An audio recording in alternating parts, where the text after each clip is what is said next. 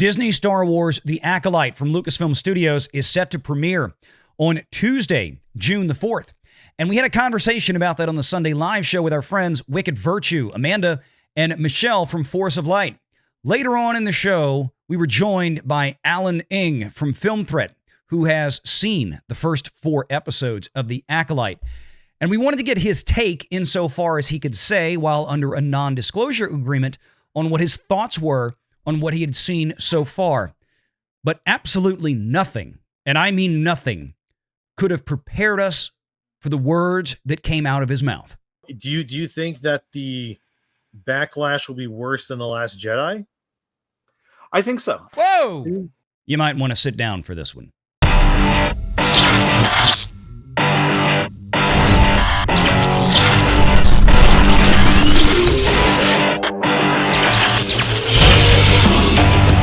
Renegade Online. This was the quote, and if y'all watch my video from this week, this was the quote that really just was like the knife turn for me. Because there's something about this that should have struck everybody. This is how bad this is. I think Leslie had struggled a little bit with it. I think a lot of the women who step into Star Wars struggle with this a bit more, Kathleen Kennedy told the New York Times, because of the fan base being so male-dominated. And we'll stop right there. This is what bugs me about this. This isn't 2012. This isn't 2015 when The Force Awakens was coming out and they were going to experiment with Rey Skywalker Palpatine, okay? And we're going to, basically have a female version of Luke now, but without any heart, soul, backstory, ending, just Mary Sue her all the way through. This is 2024. She's still fully cognizant that even 12 years later, the demographic and the audience of Star Wars has not changed. She has not moved the needle. She admits right here, basically, she failed in her mission that she set herself upon 12 years ago to diversify, whatever that was, Star Wars. Basically make Star Wars for girls. The Force is female. She acknowledges straight up here the Star Wars fan base in 2024, it's still completely dominated by men. And I guess, again, to extend her quote, they're just not showing up. And she's still being allowed to push forward with this crap. Am I nuts? Yeah. No. Something I want to point out is I don't know how much the women are actually complaining, the actresses. I think a lot of them aren't even on social media. Yeah. But I don't remember ever hearing Carrie Fisher complain. And she's, you know what I mean? She's obviously a huge part of it. Natalie Portman, were they ever complaining about like males coming at them? No, because their stories were done well.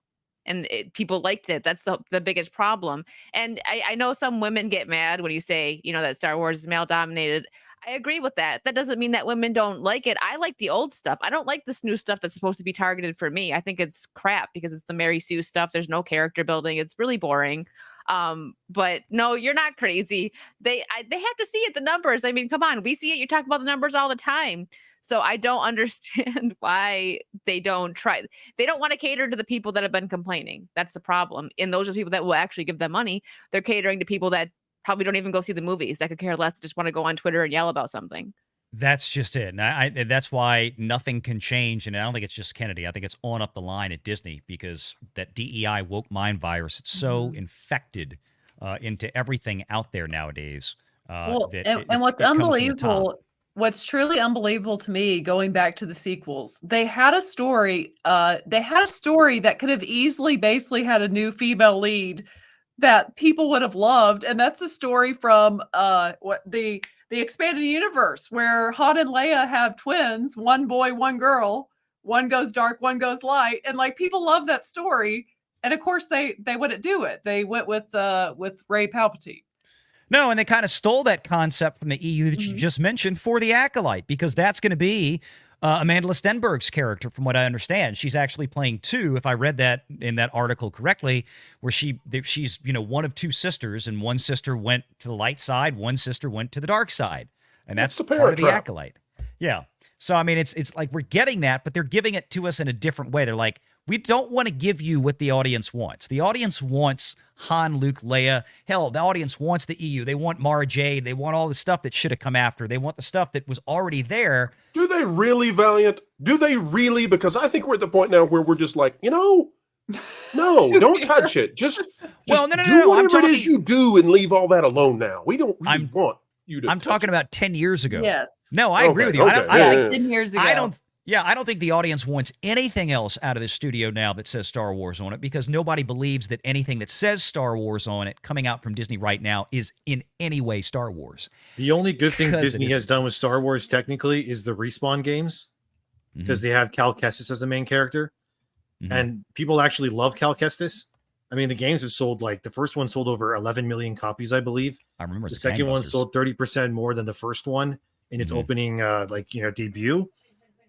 So I think people can be receptive to new Star Wars. The problem is that a lot of it is shit. All right, so Alan, you have seen in its entirety the first 4 episodes of The Acolyte. Yes. I sorry, don't know Alan. what you. Are you okay? Yeah. Do you need a hug? Let me give you the ground rules here. I was going to say, I know you can't say everything. Yeah. Yeah, I can give you my social reaction. I can't do a full review, but on Tuesday on the Film Threat live stream, Tuesday morning at 8:00, Chris Gore and I, when the embargo lifts, we will be officially reviewing The Acolyte. 8 Pacific time, Alan? Yeah, 8 Pacific. 8 a.m. Pacific. Alan, okay, so blink 8 a.m. twice Pacific. if you regret that Chris made you watch it. I mean, quite frankly, I think we all want to watch it. I know. So, it's just kind of like it's the car crash that you just can't avoid.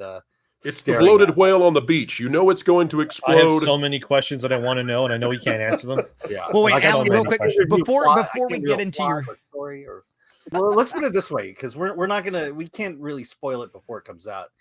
But when the world sees episode 3, you'll know exactly what I'm talking about, and you'll have this. And let's put it this way. I Grace Randolph put out a post saying that this is this is a really good series and she's really enjoying it. I absolutely believe her.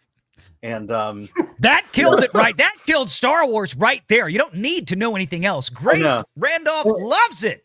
And I'll just say that, I will say that she loves The Acolyte the same way children love Paw Patrol, because it was made for a specific audience. Oh God Almighty! She hasn't seen Star Wars this good since Picard was in it. In terms of production values, in terms of looking like Star Wars. First of all, I should preface this by saying, Disney Star Wars, it's like comparing piles of turds. That's essentially what we're doing here. So knowing that we're comparing piles of turds. How many truffles did they eat in these turds, Alan? Exactly. I mean, if you consider Mando was there corn involved? Oh. If you consider Mando season 1 truffles, then there you go. But I will say this, in terms of production values, in terms of feeling like a Star Wars TV show, I think Mando season 1 comes first, and I believe the tie for second will be Andor and The Acolyte. It's actually a decent looking Star Wars show. And right, they spent money. They spent money. Is the story any good without spoiling it? Yeah. I mean, I'll be honest. When I saw season 3, it was episode 3. It was almost like I don't care. I don't care.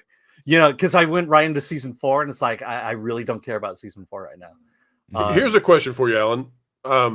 So we've watched Kathleen Kennedy and Leslie Headland come out with the Kenobi strategy of they're already victims and men are toxic and men make it hard on women. Do you think they're doing that as a preemptive defense because they know the reaction is likely to be unpleasant? I'm pretty sure. I mean, look, if we go based on the tweets, the Force is female. The Force, and I think I know what's in this episode as well, but I'm not. The Force is legitimately female. Can someone please just DM me what happens? I want to know so badly. I swear, words cannot contain such estrogen in Endymion. I just want to know. I just want to know so bad. Just for the record, while Alan Ng will not DM anybody any private information, allegedly, just make that clear. Allegedly, but that would violate such information.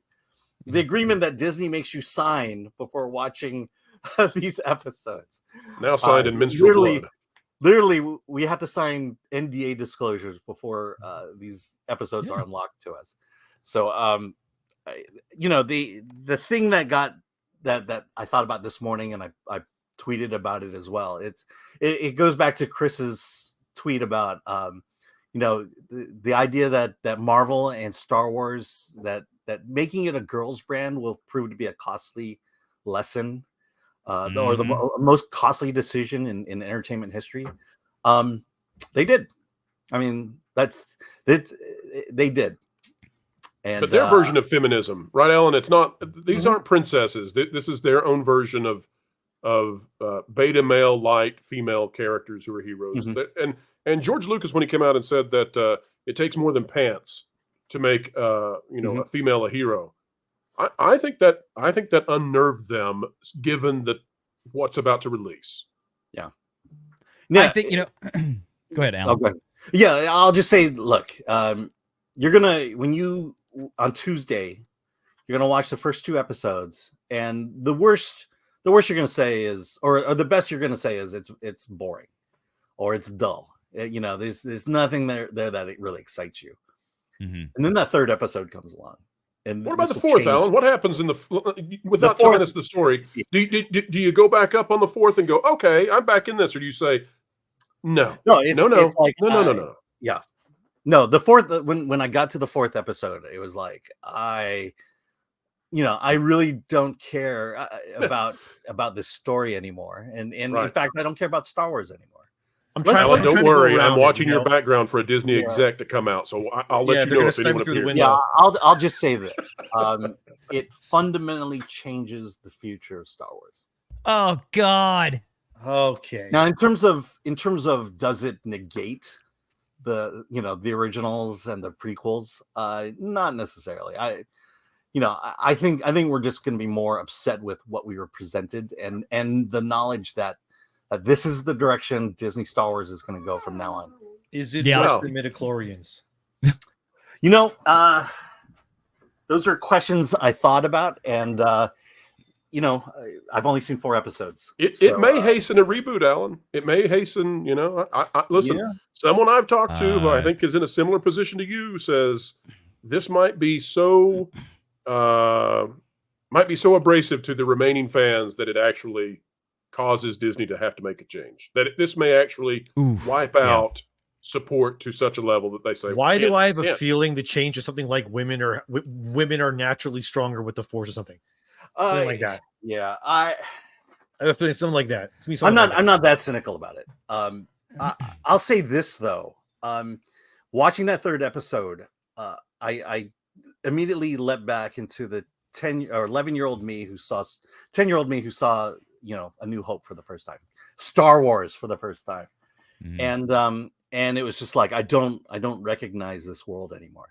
And then I'll also say this: the line that we all quote, "It's not about good and evil, but it's about who possesses the power." It makes a little bit more sense in context. Gotcha. So when you see when it happens or when it's said, you kind of understand why it was said and the context behind it. So I just want to remind, not as bad as we're making it out to be. Whatever this is that's happening in episode 3, is it so? Do you think that the backlash will be worse than The Last Jedi? I think so. I mean, like I said, if for us pre-Disney Star Wars fans, this I don't know how we could accept this as Star Wars and move forward with it. I want to go back to what that question, and Demian, please ask that same question again, and Alan, please answer it again. Yeah. Is it worse than The Last Jedi? Yeah. Is it worse than The Last Jedi? Or I think will the reaction to it be worse or the same? Yeah, and you said probably. So I was like, whoa. Well, okay, so sure. I mean, okay, so I'll say in a blanket sense, this is worse than The Last Jedi. At the same time, though, millions of people watched The Last Jedi. Compared to this, millions of people will not be watching this. Granted, with Last Jedi, we didn't know going into it. Yeah. Right? I mean, they hadn't burned so many bridges at The Last Jedi versus now, just to get people to watch this. is going to be a feat. And I think people who are, who are original fans and a little jaded will expect this. Mm-hmm. Let me pull this up. And my whole point is that third episode slams the door. It's the final nail in the coffin for OG pre-Disney Star Wars fans. Cheese and Pete's. Mephitic Miasma for a 50 right here. So I had to bring in for this one. Alan, after Doctor Who got the timeless child, yikes. Are you saying Star Wars got acolyted? Yeah, I mean, it's funny you bring up Doctor Who, but there just seems to be this idea that that Star Wars is now for a brand new audience. Doctor Who is for a brand new audience that doesn't exist. They basically come out and said, we don't care about the original fans anymore. Don't watch anymore. Okay, we won't. And I think Doctor Who's the same way. Doctor Who was dead before Disney got involved. Oh yeah. And Disney came in, saved it, and said, hey, let's make it gay. So what happens in Acolyte, you would say, is equivalent to the timeless child in Doctor Who? Yeah, I think so. Yeah. Put another gay diverse woman in it. Make it more fucking lit. Mm-hmm. Why do I have a feeling that it has like, obviously you can't say. Yeah. It has to be something to do with like the fundamental properties of like the Force or the origin of it or something. Well, that could be the only thing. He's not going to tell you. He can't. I know he can't. It's just that I'm just speculating. I know, you're thinking out loud. Well, let's put it. I've had the misfortune of watching Ahsoka, and there's the connection there that I think you'll find obvious. Okay, fair enough. No, I mean, Alan, I appreciate you sharing what you can. They've been playing this, I believe, since Ahsoka, and this just kind of solidifies all that and says this is Star Wars now. I think it's and then also in terms of there's a moment, a pronoun moment that just kind of like eye rolling, and then in terms of who's what and who's this, it hasn't really come up yet. Do they stop at a Sephora at any point? Yeah. Yeah. Space we are Sephora. not going back down that road. Make sure you're subscribed to Valiant Renegade and join us every Sunday at 6 p.m. Eastern for the live show.